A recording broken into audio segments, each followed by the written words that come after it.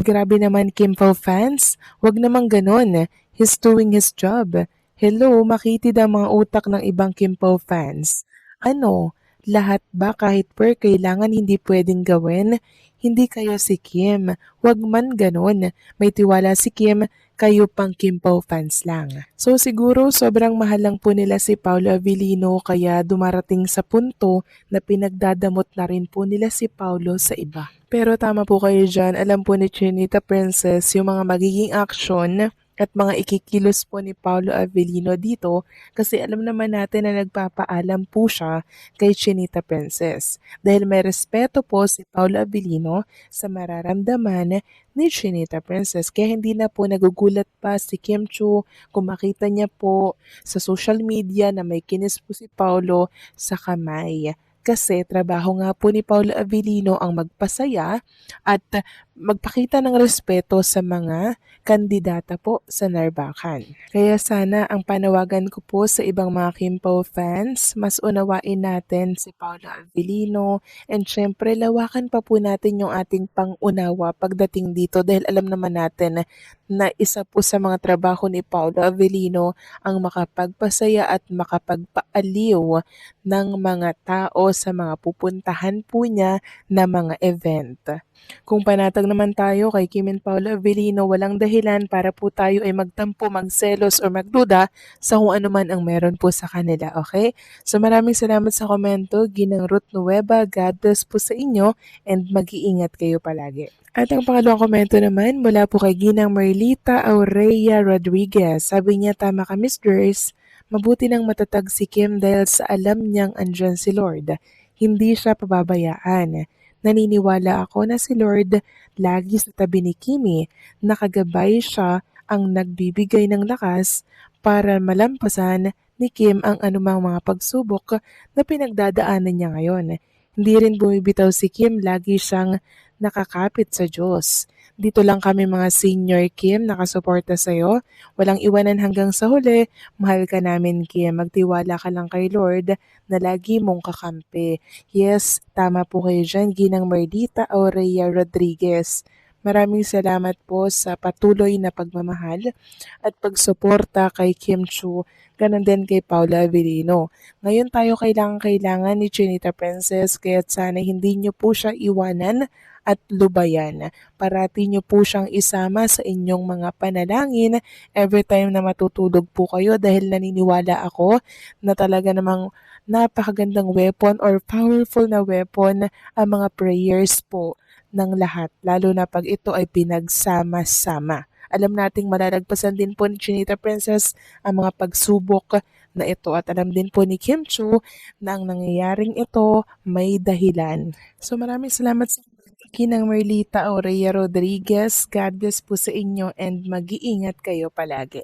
So eto na nga, pag-usapan na natin mga kakimpaw ang mga topic po na nakalap natin sa gabing ito at unahin na nga nating pag-usapan itong announcement para po sa mga Kimpaw fans sa mga nasa Hong Kong.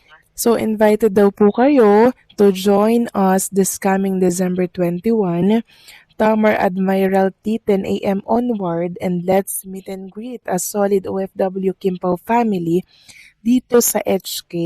So ito po ipinost ni Kimarie01. So magkakaroon po sila ng pagtitipon, parang Christmas party, get together para syempre makapag-bonding na rin po ang mga Kimpaw fans dito po sa Hong Kong. Kaya kung kayo taga Hong Kong, i-PM nyo na po itong si Kimarie dito sa X, Kimarie01. Samantalang next topic naman tayo, pag-usapan natin mga kakimpaw, ang tungkol nga dito sa binahagi po dito sa isang community ng Kimpaw Official Nationwide. So pinapatigil daw po yung project ni Kim and Paolo Avellino dahil dito. Sabi po ng nagngangalang Nish Kim, sabi niya, naroon po siya, bulag lang kayo. Di nyo napanood interview siya ni MJ Felipe. Bakit di kayo mag-focus sa di alibay nyo na flop daw? Balita ko, pinapahinto na pagpapalabas kasi raw natalo pa ng meet and green ni na Joshua Garcia. Huwag kayong focus kay Janine, okay na okay siya. May serye siyang gagawin na sa 2026. Mag-start na serye at yung movie 2026 rin, ipapalabas. Panoorin mo kaya yung video. So tinawag niya pong flop at pinapatigil daw po ang The Alibay dahil flop dahil natalo daw po ng meet and green. So ganito pala yung basihan ng flop nitong si Nish Kim love story, no? Ganito pala yung basihan niya ng flop. Lagi lang namang trending at pinag-uusapan sa mundo ng social media. Plus, hindi nawawala sa top 10 sa buong mundo at number 1 dito sa ating bansa. Number 1 lang naman. Tapos sinabi niya natalo daw po tapos flop. Grabe yung bashers, no? Hindi po siya nakatuto kasi sa The Alibay kaya hindi niya alam ang nangyayari. At ang The Alibay, hindi po yan pinatigil dahil kusa po yan na matatapos talaga dahil hanggang ganon lang na episode sila. Kaya wag po kayong maniniwala sa mga pinagsasasabi nito na pinatigil daw po ang The Alibay. Sadya pong tapos na ang episode ng The Alibay sa mga susunod po na linggo kaya wala na po silang ipapalabas. At wag kayong mag-alala dahil meron naman pong project si Kim and Paula Avellino by 2026. Naka-ready na yan mga kakimpaw. Kaya sa nag-aalala dyan kung may project pa ba si Kim and Paula Avellino pakatapos ng The Alibay, yes, meron pa po mga kakimpaw. Meron kasi ako mga nababalitaan at nababasa, may nagkakalat din na after daw po ng The Alibay ay kanya-kanya na si Kim and Paula Avellino na siyang mariin po nating tinututulan dahil wala po yang katotohanan. Si Sir EJ na po ang nagsabi na meron pong project si Kim and Paula Avellino parang second quarter or fourth quarter daw ng 2026 kasado na ang naturang project. Plus, hindi lang yan. Si Chinita Princess daw po hinahandaan ng malaking celebration ng parang ABS-CBN for 20 years niya po dito sa showbiz industry. Sobrang grateful and thankful ng mga executive dahil may isang Chinita Princess sa kanilang network. Sobrang loyal, 'di ba? And syempre, sobrang hard work at love na love din ang ABS-CBN. Kaya deserve niya mga kakimpaw na handaan po ng malaking celebration dahil si Kim Chiu ay sobrang loyal sa Mother Network. Sa mga nagdaang buwan, hindi may kakaila na maraming pagsubok ang hinarap ni Kim Chiu, kapwa sa personal at profesional na aspeto. Kaya naman natural na umaasa at nananalangin ang kanyang mga fans na malampasan niya ang lahat ng ito dahil kilala nila si Kim bilang isang matatag, masipag at may pusong mandirigma. Una, ramdam ng publiko ang bigat ng emosyonal na pinagdadaanan ni Kim. Sa ilang pagkakataon, nakita siyang naging emosyonal, patunay na kahit isa siyang malaking bituin, tao pa rin siya na napapagod, nasasaktan at pinanghihinaan ng loob. Hindi madali ang laging maging nasa spotlight, lalo na kapag may mga intriga, maling interpretasyon at pressure mula sa expectations ng tao. Ikalawa, nariyan din ang pressure sa career. Sa tagal niya sa industriya, mataas na ang pamantayang ibinibigay sa kanya. Bawat proyekto, bawat galaw, laging binabantayan. Hindi biro ang manatiling relevant at consistent sa isang industriyang mabilis magbago. Minsan, kahit ibinibigay mo na ang lahat, may mga puna pa ring dumarating. Sa kabila ng lahat ng ito, hindi nag-iisa si Kim Chiu. Napakalakas ng suporta ng kanyang fans mula sa mga mensahe ng pagmahal, panalangin, hanggang sa patuloy na pagtangkilik sa kanyang mga proyekto. Ang kanilang tiwala ay hindi lang dahil artista si Kim, kundi dahil nakita nila kung paano siya bumabangon sa bawat pagkadapa mula pa noon. Mahalagang tandaan na ang pahinga ay hindi kahinaan. Kung dumating man sa puntong kailangan ni Kim, huminto sandali, iyon ay para maghilom, mag-isip at bumalik na mas matatag. Minsan, ang tunay na lakas ay ang paggamin na kailangan mo munang alagaan ang sarili mo. Sa huli, naniniwala ang marami na malalampasan ni Kim Chiu ang mga pagsubok na ito, tulad ng mga nalampasan niya noon. At kapag dumating ang araw na muli siyang ngumiti ng buong buo, mas magiging makabuluhan iyon. Dahil alam ng lahat na ang ngiting iyon ay bunga ng katatagan, pananampalataya, at pagmamahal ng mga taong patuloy na sumusuporta sa kanya. Para sa akin, ang balitang ito ay hindi dapat tingnan bilang kahinaan ni Kim Chiu, kundi bilang patunay ng kanyang pagiging too at tao. Makikita rito na dumaraan siya sa isang mahirap na yugto at normal lang iyon, lalo na sa isang taong matagal nang nagbibigay ng saya, inspirasyon at dedikasyon sa kanyang trabaho. Sa kabila ng lahat ng tagumpay niya, dumating pa rin ang panahon ng pagod, lungkot at pagsubok. Ibig sabihin, hindi plastic ang kanyang lakas. Nararamdaman niya ang sakit, pero pinipili pa ring lumaban. Maganda ring makita na nagkakaisa ang mga fans sa pagbibigay suporta. Ipinapakita nito na ang pagmamahal kay Kim ay hindi lang dahil sa kanyang kasikatan, kundi dahil sa kung sino siya bilang tao, mapagpakumbaba, masipag at may malasakit. Kapag ang isang artista ay minamahal kahit sa panahon ng kahinaan, ibig sabihin ay tunay ang koneksyon niya sa publiko. Isa pa, ang ganitong balita ay paalala rin na kanga-idolo natin ay may pinagdadaanan. Hindi laging kailangang maging malakas sa harap ng kamera. Minsan ang pagiging bukas sa pagdadaanan ay nagiging inspirasyon pa sa iba na huwag sumuko. Sa kabuuan, ang balitang ito ay mas may positibong mensahe kaysa negatibo. Kwento ito ng pagsubok pero mas nangingibabaw ang pag-asa. At kung pagbabasehan ng nakaraan ni Kim Chiu, isa siyang taong marunong bumangon, mas matibay, mas maingat at mas handang harapin ang susunod na kabanata ng kanyang buhay at karera. Ang mga pagsubok na nararanasan ni Kim Chiu sa kasalukuyan ay malinaw na hindi biro. Sa tagal niya sa industriya, sanay na ang publiko na makita siyang palaging masayahin, positibo at puno ng enerhiya.